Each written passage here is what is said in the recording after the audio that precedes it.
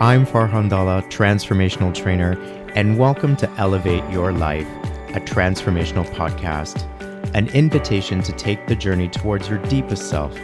It is my intention to inspire you to connect, move, and meditate.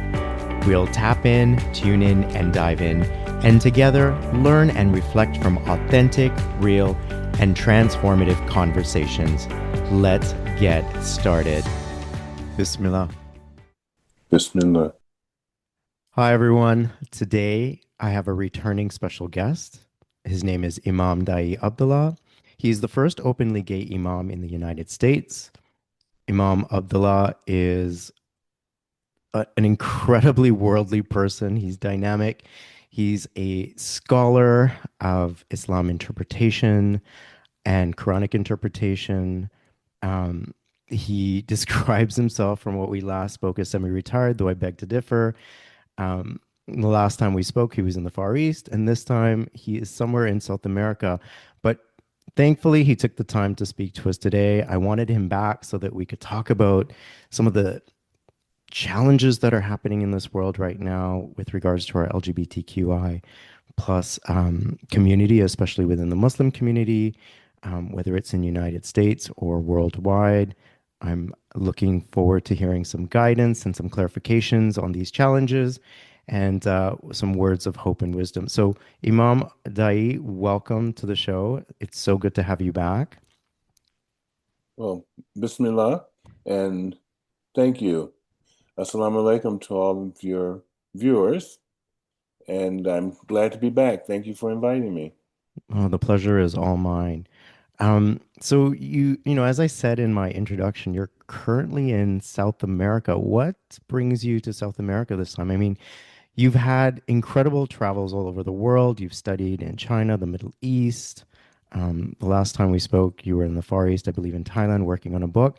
What brings you to South America at this time? Well, of them finding it an opportunity.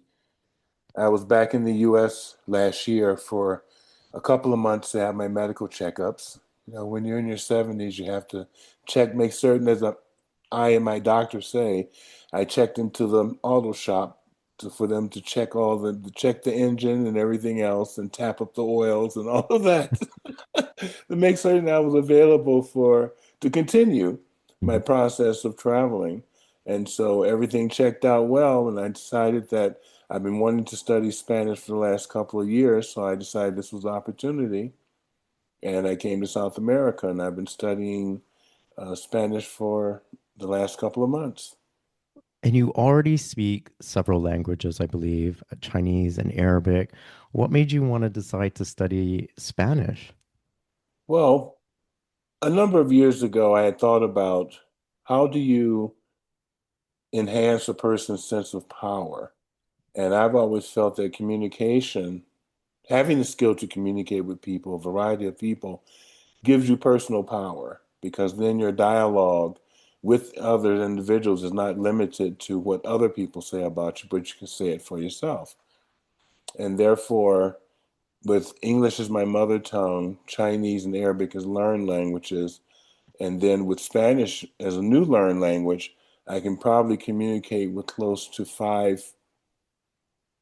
um, 5/6 of the world's population in one form or another, either spoken or written form. And therefore, that makes personal power very important. And other people cannot describe me better than I can describe myself. And so I think when people are able to take those steps, that's very important because it enhances not only physically, but also spiritually your ability to communicate with other human beings. I love that you're always working on your growth and your development.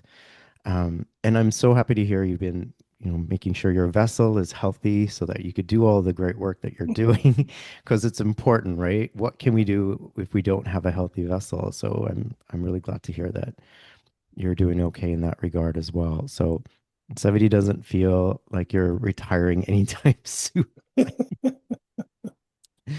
Well, the thing about retirement is that in my life, I've talked to, when I was younger, I would interact with much older people, several times my age, and many of them senior citizens.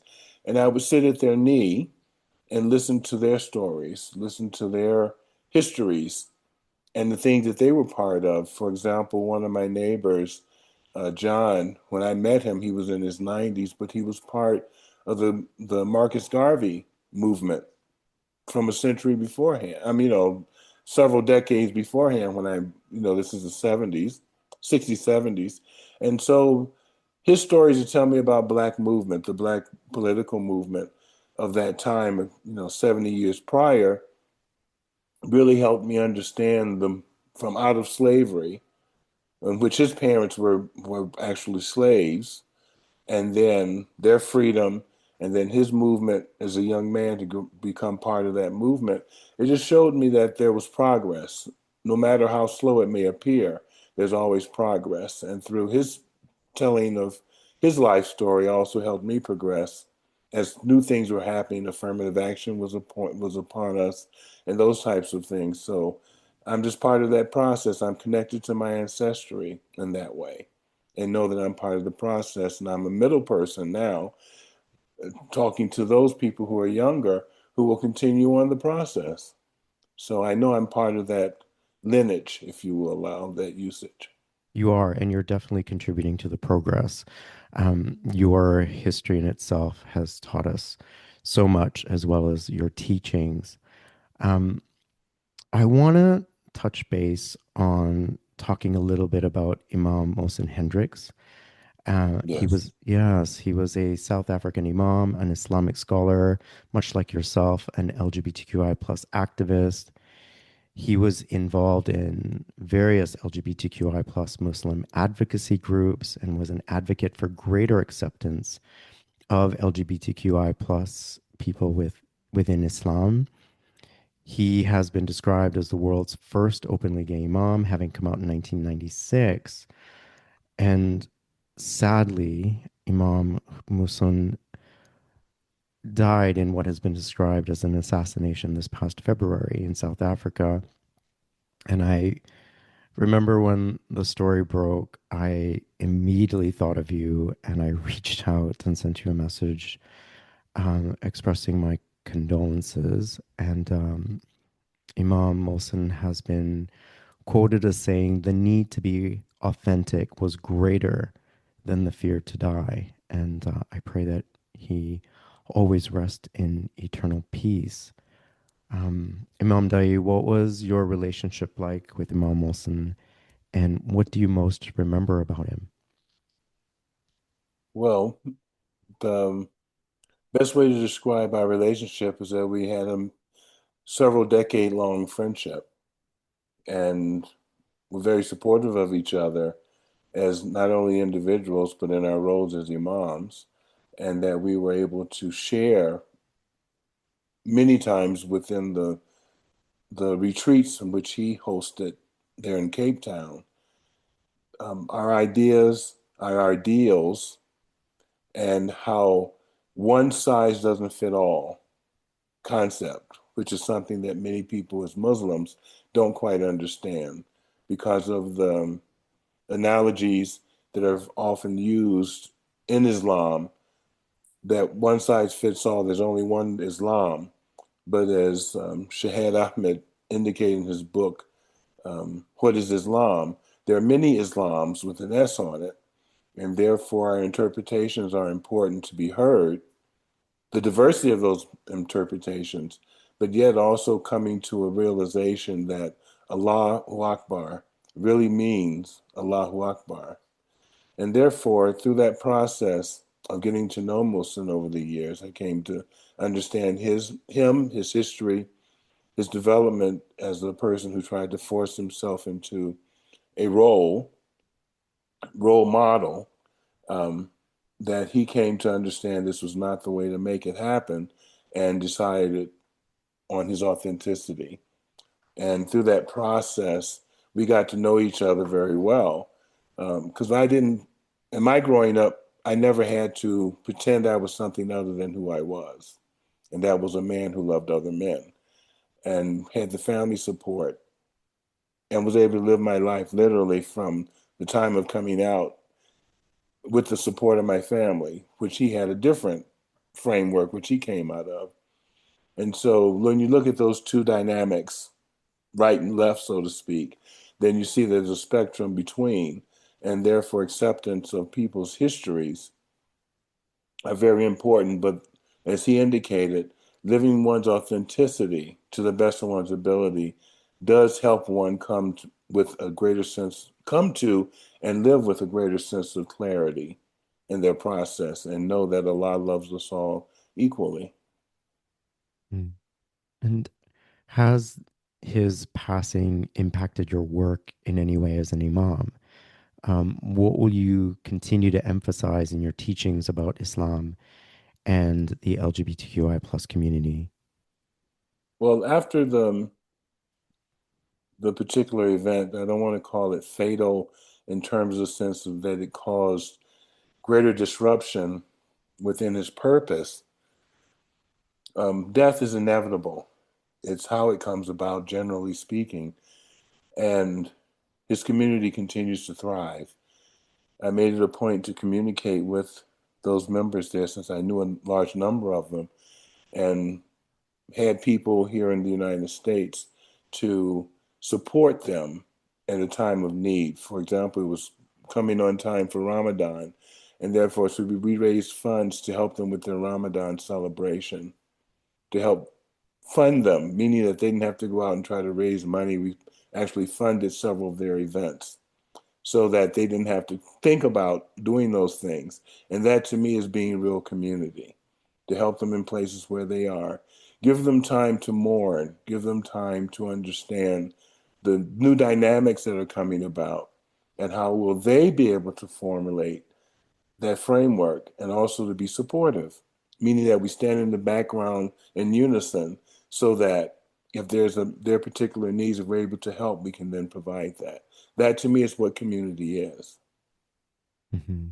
The emphasis of community and that spirit building. I'm glad that that spirit is as strong as ever and is needed as more than ever. And I pray that Allah keep you and all the members of our LGBTQI family, Muslim and non-Muslim, safe always. Inshallah. Yeah, Imam Daayiee, we just ended Pride Month, and I was wondering if you could share some of your memories about the Stonewall riots and how that impacted you. Well, um, I have to say that in 1969, I was 15 years old, a very impressionable young man, about ready to graduate from high school. And that movement spoke to me because since I was 4 years old, I knew that I was uniquely different. Growing up in a family of mostly boys, um, having three older brothers, three younger brothers, and then my sister being the youngest one, um, it helped me understand that with the diversity of all the males that were around there, I knew that the gay movement was very important. As much as the civil rights movement was important for me as a Black person, the gay rights movement was important to me as a queer or growing up. I use the term homosexual, so I interchange homosexual, queer, gay, all of those things. Um, but basically, to be of unique, diverse spiritual framework of same loving people. Um, so during that time, when I got the support of my parents, I knew then that it was important that I as an individual, but to join in with the larger movement, but also to be able to look at how I was different than a number of people who identified as being gay. I never thought of myself as being effeminate, never wanted to be a woman, never felt it was important in order to identify that I had to be feminine. And therefore, accepting that people where they are, I also demanded that they respect me as well, meaning that sometimes we run into individuals who wanted to play the girlfriend game, I call it. Want to call you girl and think that, well, I'm not a girl. So be respectful of other people and their choices. I'm respecting you. I'm not disrespectful of who you are and how you identify. Then don't be disrespectful to me. It's how I identify. And therefore, it was important to take that stand. And those histories grew because I left Detroit. I went to San Francisco. I lived there for 5 years. And it was there where I really got to express myself as a male-loving male and had my first relationship as an adult there. And from there, it's just been a process of being who I am and accepting others. And then eventually coming into my leadership role as an imam, becoming Muslim and then becoming leadership role as an imam, that it's important that I see people for who they are as individuals and to let them know that no one is better than the other person, even though some people try to identify that way. And that in the eyes of Allah, we all have our unique characteristics, either from our shackle, our shape and forms, and or our fitra, and how we are interacting both as our psychological and temperaments combined together. Therefore, our uniqueness, just like our fingerprints, all these different combinations make us each unique. Therefore, Allah is the biggest possibility where you can have 8 billion people and none of us are all the same. And that to me is Allahu Akbar. And for those that don't know, would you mind translating what Allahu Akbar means? Well, Allah is the greatest. And when we use the term the greatest, it means that no human being can decide what Allah's overall framework is and how uniquely we are in it and how we interact with each other in it. We don't know the final outcome, and therefore we should stand back and remain in awe, AWE, versus in fear of I'm afraid. And if we're able to stay in awe, we will understand the beauty of what the creation is, the diversity of it, and we can see the signs in the ayat. And therefore, it's better to look at the signs than it is to look through fear. Hmm. I agree. Imam Daayiee, we are at a time when our LGBTQI plus community are under attack, especially our trans brothers and sisters, and we're in this new era of activism. And my question to you is, what do you think it'll take to protect us and our community? What does activism look like today? Well, overall, from my humble opinion, activism takes on many shapes and forms. As I said earlier, there's no one size fits all in the framework. But I think that activists and their understanding and their verve and their desire to be on the front lines and to bring something new to the horizon, they have to recognize that there's nothing new under the sun. Its promotion may be uniquely different because we have the internet now and they can't cut things off and newspapers can't cut off our voices.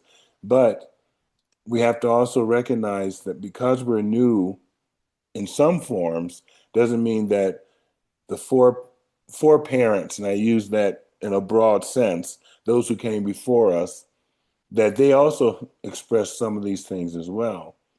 Therefore, it's important that we come to understand that we're nothing new under the sun, but how do we bring more clarity? And that's the main frame, clarity, not wanting to stand up and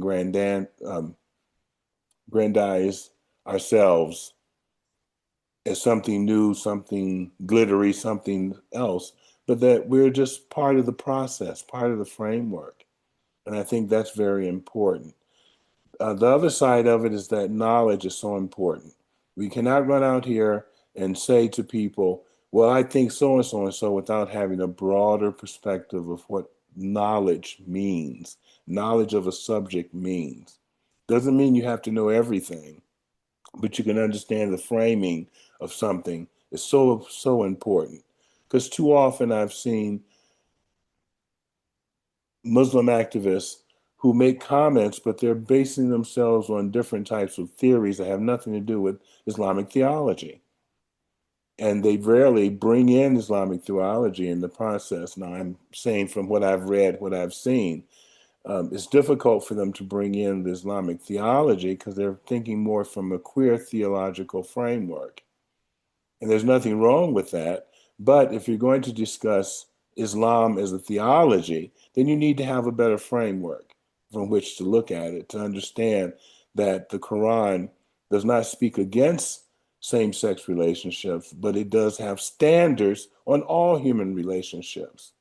As I've taught in lectures, that if we don't have certain standards as Muslims, then what do we not have?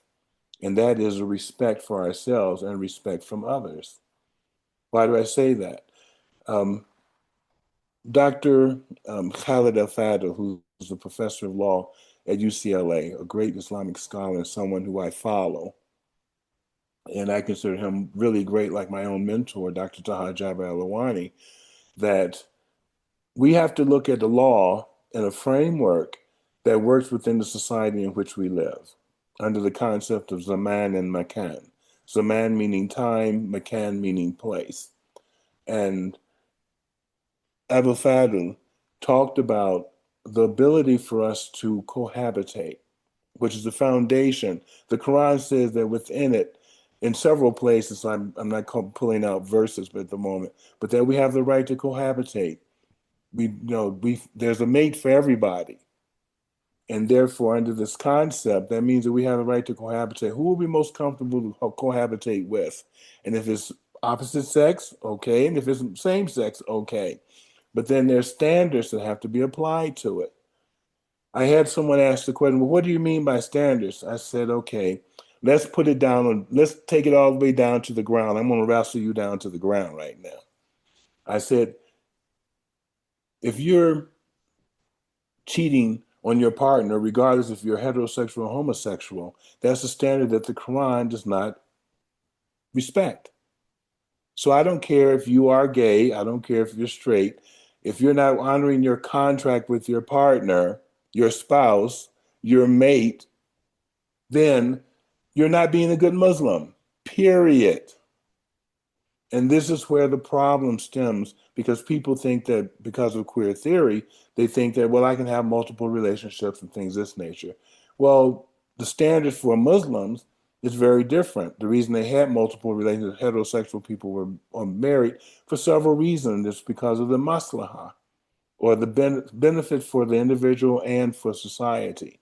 And during those times, because of multiple marriages, because times of war and people lost, spouses, there were children who were orphaned, who needed to be taken care of, wives who didn't have to go out there and become prostitutes to try to save themselves and care for their children, and various other standards that were important. So it was a way for them to respectfully support a community without it appearing to be something that was things that the Quran did not support. Therefore, we as queer people have to also look at these things as standards, that how do we become better Muslims, or how do we maintain our Muslimhood while still being diverse and uniquely different from our heterosexual co-religionists, if you will. Hmm. I mean, you mentioned the standards as far as what has been defined by the Quran in regards to cheating. But what about couples who want to have open relationships and not necessarily classified under cheating, but what do you say of those standards as defined by the Quran or for Muslims? Well, I try not to get caught up in I would just say this thing. For myself, I would not do that. Hmm. And those are personal reasons upon which I base that. But I think that the concept of marriage has been made in Islam, has always been based upon a contract. Hmm. And what people do in their contract and they agree to in their contract is up to them. And therefore, they have to decide what that contract is going to be. Now, if that includes some of those other factors that I won't necessarily do, Hmm. then that's up to them. But I, as an imam, there are certain things that I don't support. And so I Hmm. will not marry a couple who decides that that's what they want to do. That's not up to me. I will not enhance something that I myself would not do, period. Now, if Hmm. people don't like it, it's okay. Bye bye. Yeah, I mean, that's a question that comes up often, and I'm challenged upon it, throughout my previous relationships, and I've maintained my personal standard as that I have a strong belief system in monogamy, and the bond of love for me is a sacred one, and I wouldn't want to weaken it in any way. And so I sort of share that belief system with you in that regard. And that was my own personal journey. I didn't go to sacred texts to come to necessarily those conclusions, but just my personal relationship with God through prayer and meditation is where I landed with where I feel in regards to that. So thank you for Mhm. sharing your opinion. Um, but in terms of, this having just been Pride Month, what part of the world were you in and how did you celebrate Pride this year? Well, the celebration of Pride continues to be a daily thing for me. So it's not a month. It's like Black History Month. I'm proud of being Black all year long. So I'm proud Hmm. of being gay all year long, Oh, though there are me. months in which people celebrate. But I think that having seen from the very beginning when gay pride was celebrated, it has changed tremendously. The Mm. celebration itself. Before it was one of being out and acknowledging who we are as individuals and that there was a community, and to where today I see it more, well, not necessarily this year, but up until last year, it was more corporate based that corporations were supporting it and things of this nature. And then what were they supporting? They were supporting a community idea, but they were looking for customers. They were not looking necessarily for supporting individuals. And my own personal view, I just don't think that, shaking your behind, getting naked and shaking your behind is something to be prideful of, about. Because those things are, for me, and I think because as an older person, but also seeing that that doesn't bring any real benefit to the individuals as a community, that those things are what people do. So I accept that people are going to fall outside the lines, if you will. It's like a coloring book. They're going to draw outside the lines. That's fine, but that's not how we should be seen as human beings, as a community only. And this is where um, we have to be very careful of our image of who we are as a community, not as an individual, because individuals are going to go way outside the lines, no matter what. Be they straight, gay, you know, colors of the rainbow, and mental capacities as well. So it will be outside the lines. But when we look at our community as a whole and as a wholesome framework, then we have to consider the things that we will allow ourselves to be associated with in terms of that. And when I say that, it means the public expression versus just individuals who express themselves in public. Hmm. So, what would you say pride means to you today? I mean, you've been there from the beginning through its evolution, but for you personally, what does pride mean to you? Well, as a man-loving man, I think that when I was 15, 16 years old, I thought about, wouldn't it be wonderful to eventually be able to meet a partner and get married? Well, in 2015 in the United States and much earlier in other countries, that same-sex marriage became a viable alternative. It wasn't holy unions, it was marriage, just like the other folks got married. It was the same thing. And I think we can take pride in doing that. Now, how people have adhered to it is another story because, heterosexuals haven't always been the arbiters of great marriage, standards. Because divorce has gone from something that you couldn't have to where now it's about 50% of the marriages I think it's wind higher. I up in think it's like divorce. 60% now. Is it 60% I now? think so, yeah. My goodness. Well, they've added another 10% since I last did the research. I could be wrong, but So, I think it's about 60%, yeah. So, so that just says to me mhm. that um, it was a goal in my youth, and something that I did have a couple of partnerships, long-term partnerships in my life, and they didn't end up in marriage because marriage was not a legal framework, but honoring that relationship was very important. So having pride is individual, and having pride in my community, that's why I do the work I do, is that I do have pride in them. I do have a feeling that I have something to offer them, not only as a senior in my life stage right now, but also someone who has trained as a Muslim in theology, have worked as a lawyer helping Muslims in refugee status and things of this nature, and presenting myself to others, both the heterosexual and the queer community, as an individual who believes in my faith. So in those ways, I take pride all the way. And as I've had some people say, particularly from the heterosexual side, why don't you debate so and so and so? And I go like, I don't need to debate anyone. I'm confirmed in what I know and understand because I've taken the time to do so and have lived it.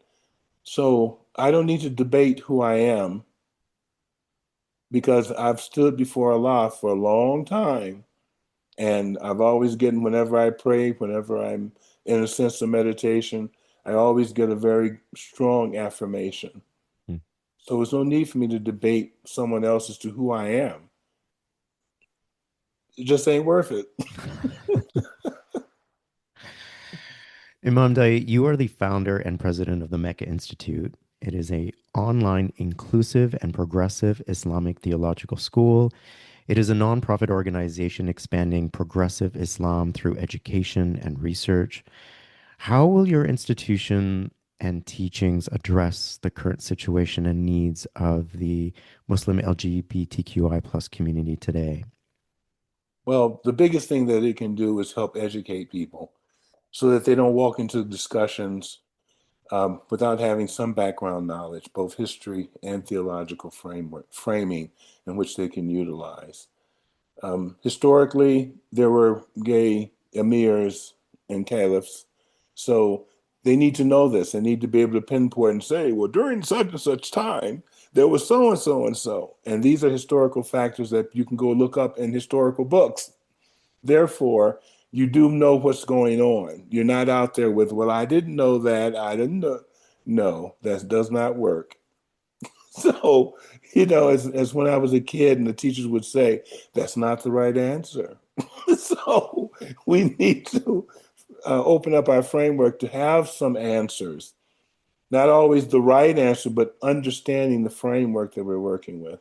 And then, as I was saying earlier about the zaman and makan, the time and the place, those things from the past only support what has been consistently flowing through time. Therefore, we're in the modern time, but in ancient times, there were certain things that were consistent as being human and being Muslim. Therefore, some of those same things abide with today. But then we have Makan, the place. Some of those things took place in a Muslim society, a Muslim state, a Muslim legal system. And today, we live in a different non-secular, I should say a secular framework that is non-Muslim. And therefore, how do we become Muslims? How do we stay Muslim in such frameworks? I'll give you an example because this may be something hard for people to pull together. Um, Dr. El Fadl had a lecture, and he talked about marriage. I think the subject was gay marriage, and he had a very wonderful way of putting it together, which I agree with, and something that I had thought about as well. In traditional frameworks, as a Muslim families married other Muslim families because of the tribal nature of Islam, from its culture, and families were integrating with other families. So the concept of having a gay relationship or a gay marriage was outside of that because the goal was to have procreation per se. Whereas in a non-Muslim state, in a secular state, marriage is between individuals. Therefore, this is one of the things I use for standards. Why I do same-sex marriages is because two individuals make a decision that they want to establish a family. And the concept of family in the West is much broader than the concept of family from traditional Islamic points of view. So same-sex marriage in a Muslim culture, and I put the frame, the air quotes around culture, may not work. Are you in the rural area? Or are you in the urban area? It may work better in the urban area than in the rural one, if you're looking at the concept in Muslim culture. But in a non-Muslim culture, same-sex marriage between two individuals work, or two individual families blending to become a new family type, extended with step parents and stepchildren, all of that. That works much more easily in a secular society. Therefore, the makan, the place, allows the permissibility of the marriage. And therefore, we're able to do so. And that's why it's sometimes important, as I said earlier, people have knowledge about what they're talking about. And since it falls within the framework of usul fiqh, the sciences of thinking, the science of understanding the Quranic imperative in law, then therefore it's important that people understand that. And when they have that, then they can say, well, blah, blah, blah, and blah, blah, blah, and come to a conclusion, a foundation on which they can stand upon that is both in theology and in the law for Muslims. So we don't have to necessarily have to use queer theory to support it, though queer theory can be important in helping us open up our brains to understand how do we look at who we are and how do we place it within a Muslim context, and then find our footing there. And this is why I say younger people and many people who are activists need to know this information. You cannot talk to a doctor without doing some research about your medical situation. Doesn't mean you have to have the answer when you go into the doctor's office, but you can tell them, well, it hurts here and it does this and it does that. And if the doctor tells you, well, stop doing that so it doesn't hurt anymore, get you a new doctor. I can certainly appreciate that. Being a physical therapist or physiotherapist myself. um, oh man. Okay. Well, Imam Daayiee, knowing that you are a scholar of Islam interpretation and Quranic interpretation, I turned to some of my previous guests to see if they had any questions for you. So these next few questions are from them. The first question is from. Uh-oh. Well, they've all listened to your episode. They all know who you are, and these are members of the Muslim queer community who are just, incredible role models to me. And the first is Mike Mosallam. He's a Tony Award-winning producer, as well as a writer for film and television. He wrote and directed the movie Breaking Fast, and we talked about his movie and more on my podcast in my second season. His question for you is, what advice do you give to the youth who want to hold tight to their Iman or faith, but live in a world that tells them they can't because of their sexual orientation? Okay. I think that the answer to that is easily understood. It's not to listen to what people tell you. This is why it's important that people take the time to do some research on their own, to look at other people like myself and other scholars who have looked at these subject matters. And we tell the story when we talk about it. We talk about Quranic verses, we talk about the historical frameworks of those things, and that's the support that they need. They don't need other people to let them know that they can be okay, that they are okay.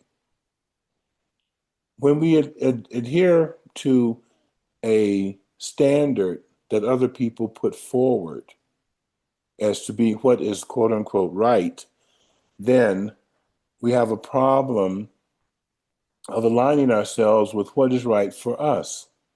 Now, there's another scholar, Dr. Sherman Jackson, who is an Islamic scholar, someone that I actually studied with when I was in the University of Cairo back in the 80s when I was a younger person.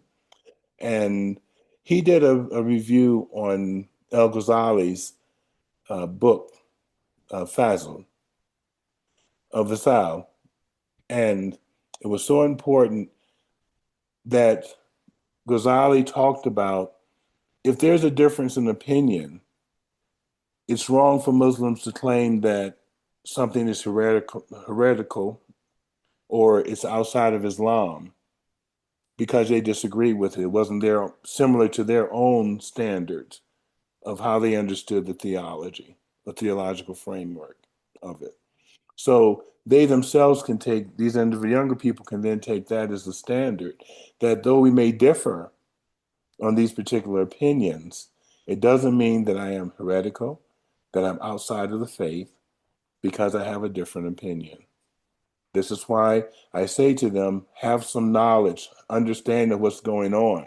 So if they tell you where you're wrong, you can say, well, that's your opinion. Mm-hmm. Toodles, because you don't have to put yourself in front of people and demand that they believe as you believe. I know this is an aside here, but I want to say this. Personal pronouns are fine with people who want to understand and utilize personal pronouns. But you can't go around demanding that other people use personal pronouns because you think that's the right thing to do. If they disagree, then just accept the fact. You don't have to have a full conversation with them if you think it's that abusive, it's that demeaning to you. Then find someone else to talk to. But don't lambast someone else because they decided that's something that's difficult for them to work with. The world is very different and not everybody's going to like you. So stop trying to make everybody like you. Like yourself first. And what other people's opinions are is up to them. Doesn't mean it has to influence you, but also be open enough to understand that someone's opinion may be helpful to you in the long run. So you can listen, doesn't mean you have to accept. And that's the main thing that people do. We as human beings, we have to learn to listen to people, understand, and ask questions too, because sometimes when people say things, words can have several meanings. And rather than for you to just jump off and say, well, that's what they mean, ask them, what do you really mean by this? It's Mm. like the word bad, Is it really bad, evil type? Or is it something that's outstanding and groovy? And using the old term, it's Right. something to be proud of. So that's what I'm saying is that we need to be better educated in our backgrounds, better understanding what's going on. And we can take what people say with a grain of salt, or it may have some value to us to help us in becoming better people, better Muslims too. I guess it can get challenging when we're talking about family members. And this brings me to a second question. And that Okay. is, what advice would you give to a family who's thinking of disowning, mistreating, or estranging themselves from family members because of their sexual orientation? Oh, that's an easy one. Um, Let me make sure I get the man's name right. Um, Sometimes these names flow through back and forth. Um, oh wow, I can't think of his name, but Khalid of it'll come to me in a moment. Oh wow. Anyway, he wrote the poem on children, and I can't think of his name right now. Um, Is that Rumi? no, it's not Rumi. This is a fellow from who's Lebanese. I got all his background Lebanese who came to the United States in the turn around the turn of the century in the early 1900s. Hafiz? No, it's um, That's the extent of my poetry history knowledge. okay. So I I'll can't think. rely on you to It'll find come it. to me. No Okay, problem. I'll tell you. Um, but anyway, he has a poem called On Children, and he speaks that parents are the ones who have children. The analogy of the bow and the arrow, and that children are parents are the bow and children are the arrows, and we set them we set sights for them, but it doesn't mean that they have to be exactly what parents want them to be because they're sending them out into the future. And um, I think that the song by Sweet Honey in the Rock, an acapella, black female acapella group, has a song called On Children. And there's a line in there that says that they may be born to you, but they don't belong to you. And their hearts and minds are their own. And they are seeking a future that even we cannot even understand. Mm. And we can't even be there. So you have to take the recognition that how you raise your child, you have to depend on who, that those lessons, they've adopted them, they're utilizing them in their future goals. And that means that you did a good job. My parents taught me all the things I need to know. Some of them I agree with 100%, a few of them not so much 100. Mhm. But it kept me in the framework to where never went to jail. I never got involved in drugs, things of this nature. I've never been an abuser, all these different things. So those are standards. And I think that's why my parents were supportive of me because I upheld those standards in which they had taught me. And so it's important that people look at those things. Jabril, um, Jabran, I'm thinking of the poet's name. Khalil Gibran. Yes, that's who it is. Okay.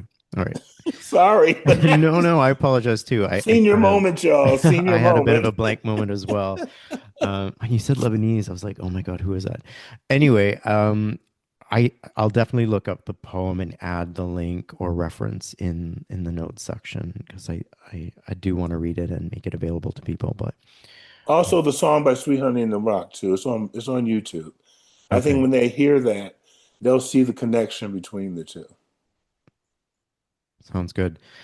My next question is from my former guest, Mariam Magsi, who is an award-winning multidisciplinary artist. We spoke in the first season in regards to art and grief relief.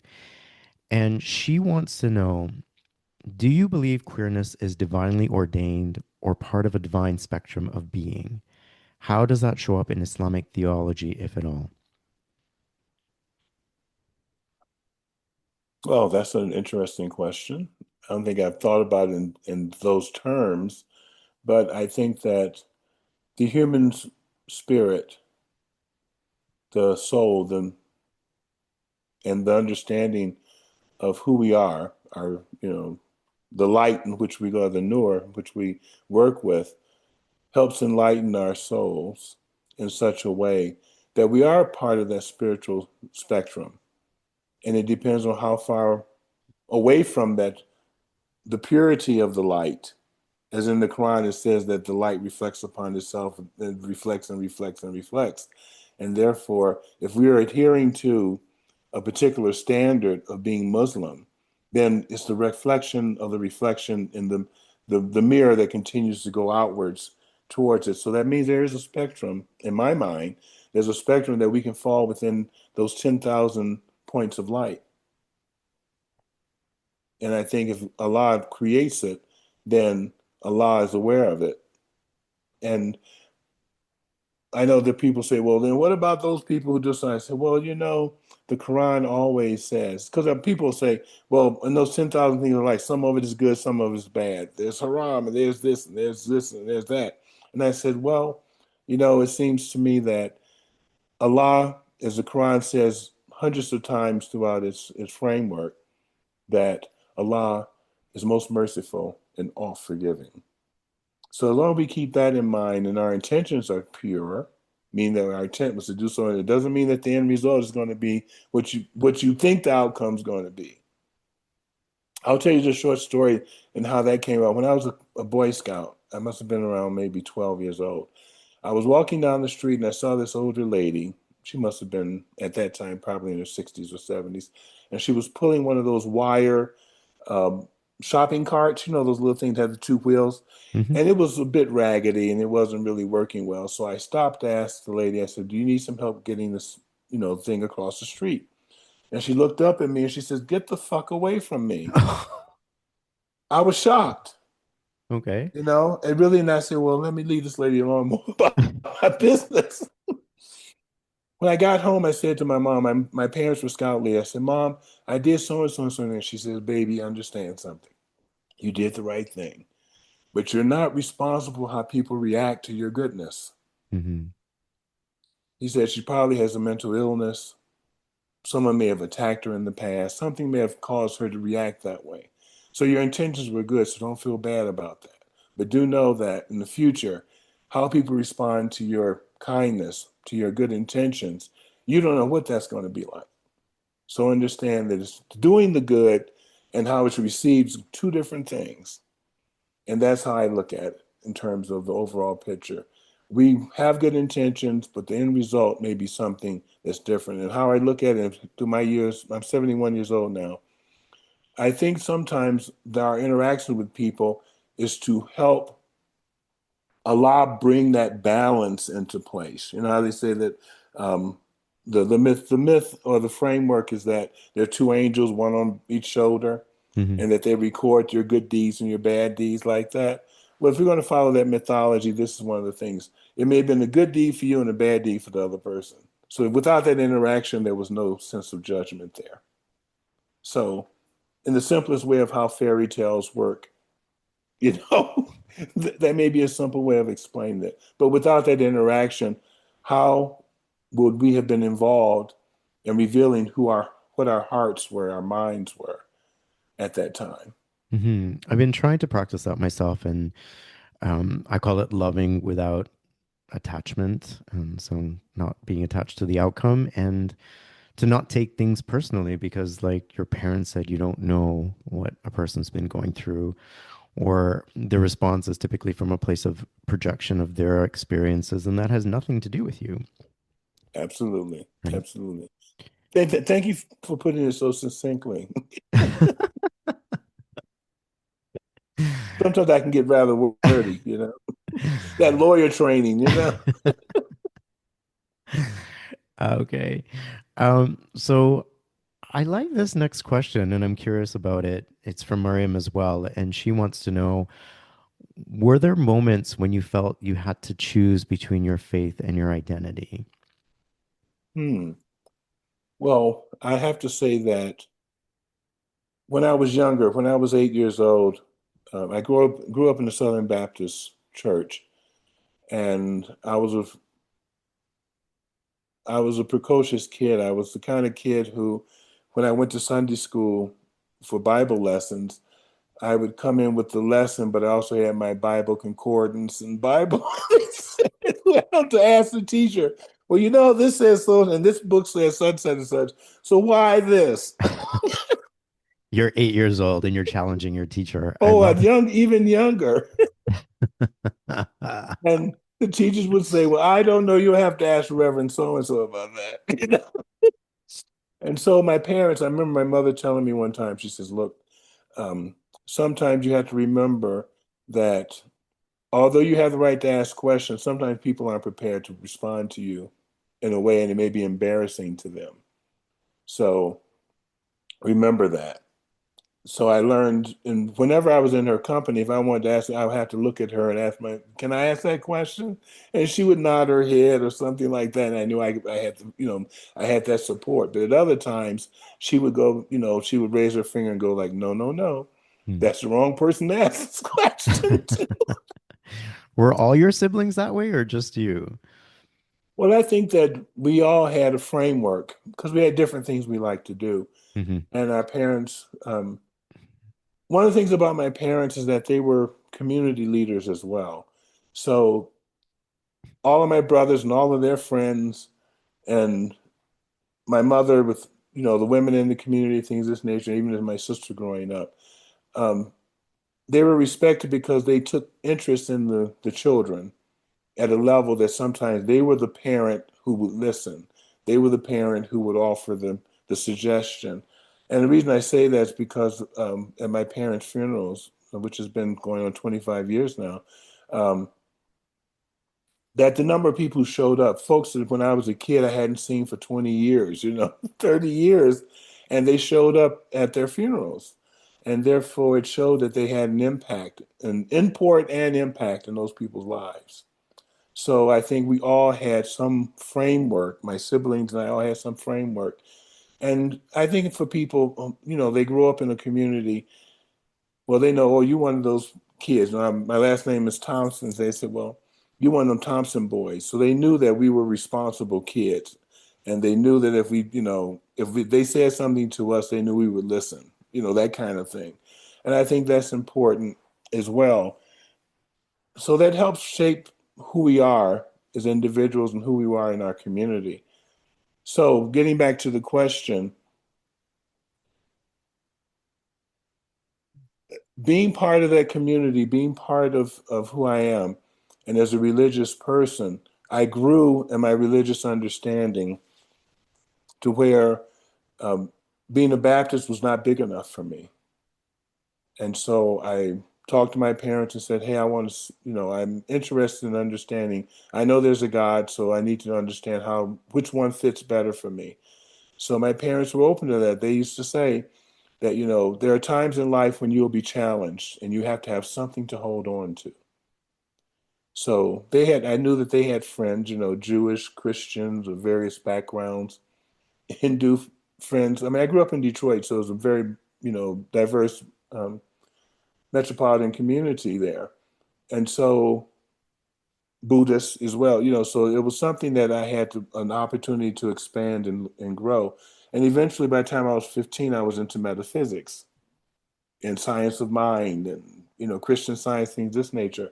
But when I became older, in my late 20s, that's when I got really introduced to an Islam in China that was much more open and different than the Islam I had been accustomed to in the United States. And that Islam is what brought me forward, that changed my mind about being Muslim, changed my mind to understand that the Muslimhood, the framework of being identified as Muslim was the one for me. I love that. Um, Sorry, my nose is running a little bit. no, it's okay. The next questions are Maybe from, I'm getting a little emotional. Who knows? well, we're touching on some pretty important and obviously personal content for you, and also relying on your knowledge, but a lot of that comes from your personal experiences. And I love how you correlate to your life lessons from childhood, the support that you've had from your parents, your upbringing. So thank you for sharing all of that. Welcome. The next questions are from Rizwan Jagani. He's an accomplished violist. I should say Dr. Rizwan Jagani. He's now a Hmm. PhD. He was on the episode prior to this, and we had a great conversation about being authentically queer. And his questions for you are: do you think in time queer perspectives of Islam will be canonized as a reference material? Oh, of course. Of course. It has to. Um, when I was studying with Dr. Taha Alawani, he had done some work on the fiqh of minority communities, the thinking process, the law, things of this nature. And that was something new, basically, in terms of understanding Islam from a perspective that was not historically referenced as being Arab from its nascent beginnings, but it had to be inclusive of Southeast Asian, Asian, African, and now more modern standards of European and North American, South American frameworks in which people are Muslims. And so their understanding of things have to be part of that. So the canon is growing, and therefore it has to have space for the queer community's canon as well. You just can't have a canon without blowing the thing open, you know? Pun intended. All right. Otherwise, what's the point of having a canon?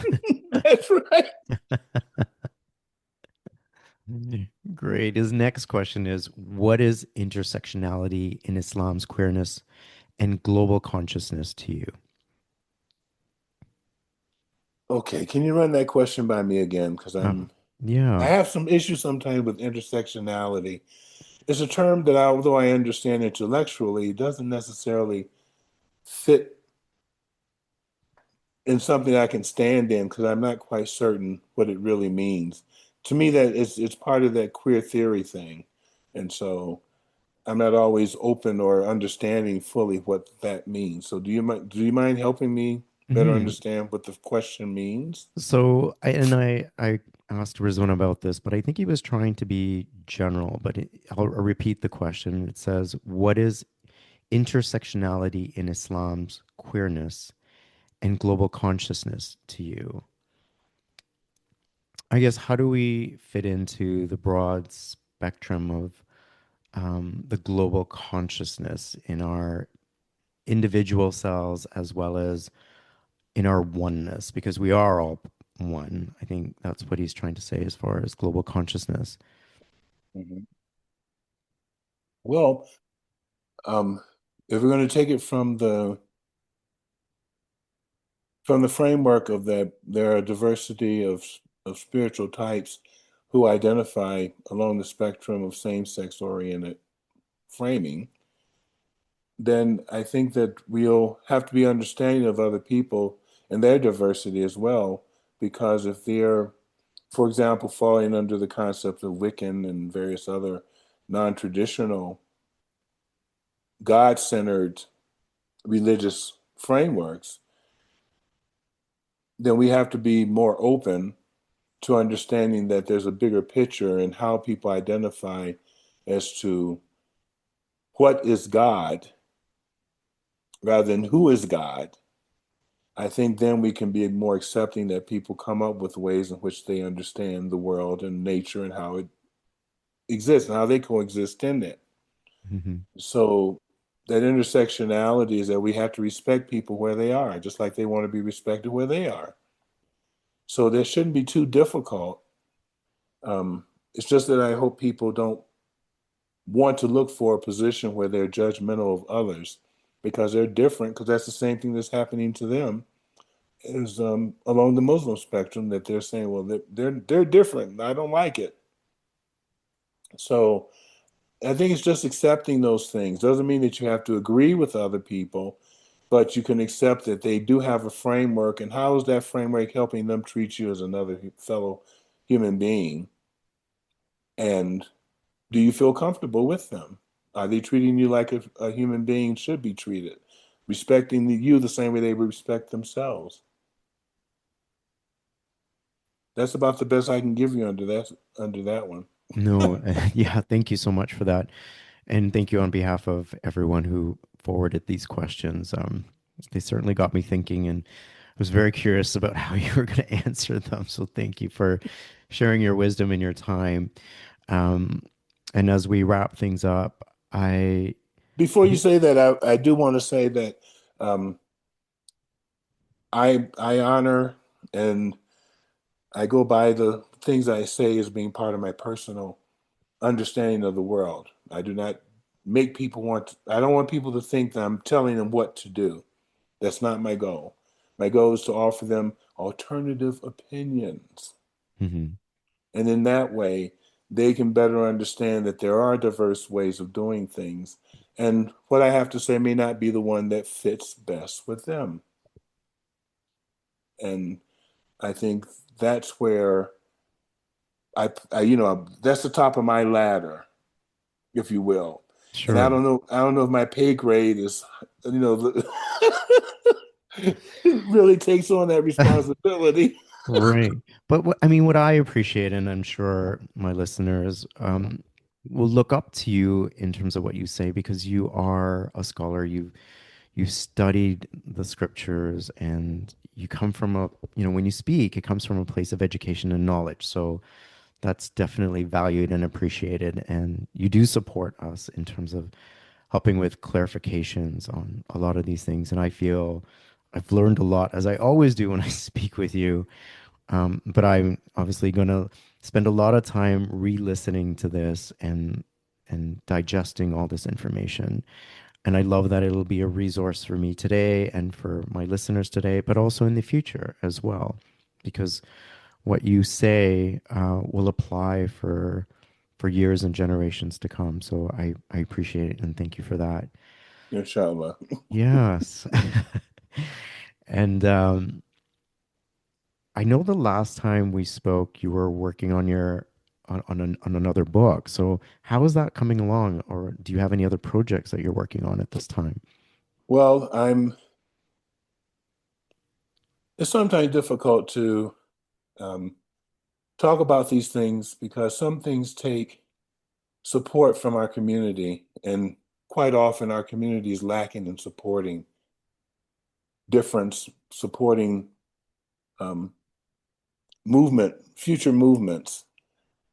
And that's part of where Mecca Institute is located.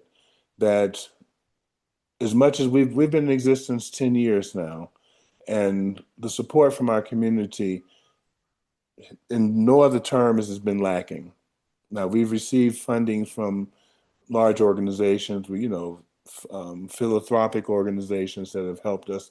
But in the last several years, we've individuals who are willing to send a donation in to make part of their zakat. That just doesn't happen.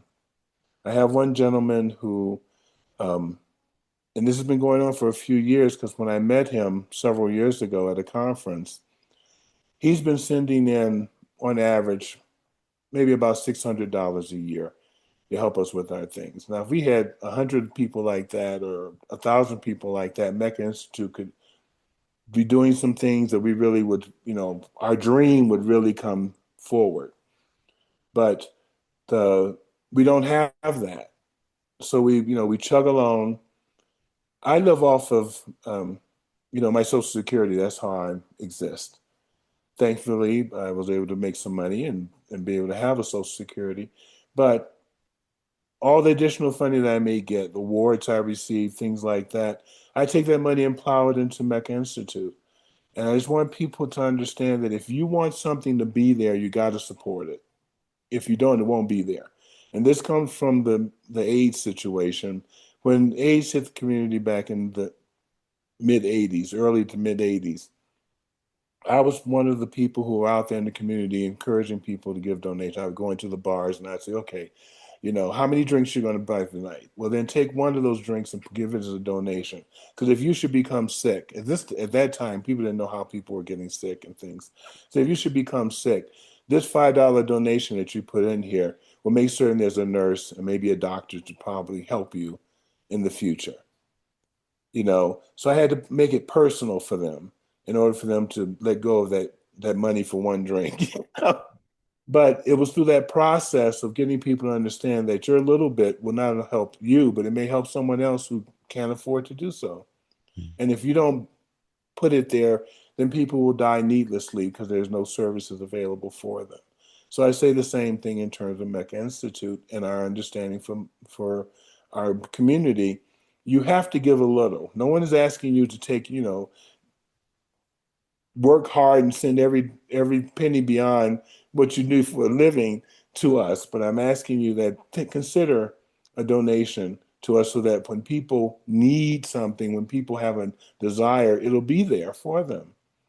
And we can't be so selfish that we don't give a little towards the bigger picture. And if more people did that, organizations that are out there for their assistance and help, and I'm certain that some people do donate to things that they believe in, but also consider all those parts of who you are. You know, like when I get my Social Security check, I send a few dollars to an organization that takes care of children. Okay, I do. So it's not like I can give them bunches of money, but that $5, that $10 that I send accumulates with other people's money, and it makes the services available. So I'm saying the same thing to them, that if you want to have a better program, help train people to be better understand Islam from a progressive perspective and things of nature, then you need to support it. And that'll make a difference because as we go into the future, some of the questions that we will have in the future can't be answered with the things that have come from the past. And the only way we're going to meet that challenge is for us to have new ideas developing today that will help us move into the future. Excellent. And I will have the link for the Mecca Institute in the description of this section. So if anyone wishes to support, they'll be able to find ways to do so. Thank you for sharing that. Imam Daayiee, do you have any final words, thoughts, or prayers you can offer our LGBTQI plus family at this time to help us navigate any difficult times that we may be having, or to uplift us in any way? Well, I think that if you're living in the United States or in the West at this time, it may seem as if though, and I think probably generally across the world, that things are in a situation where we don't know which way to turn. It seems like things are in turmoil and things of this nature. Well, the myth that comes out, or the saying that comes out, is that hold on to the rope of Allah. I think it's important that we do that.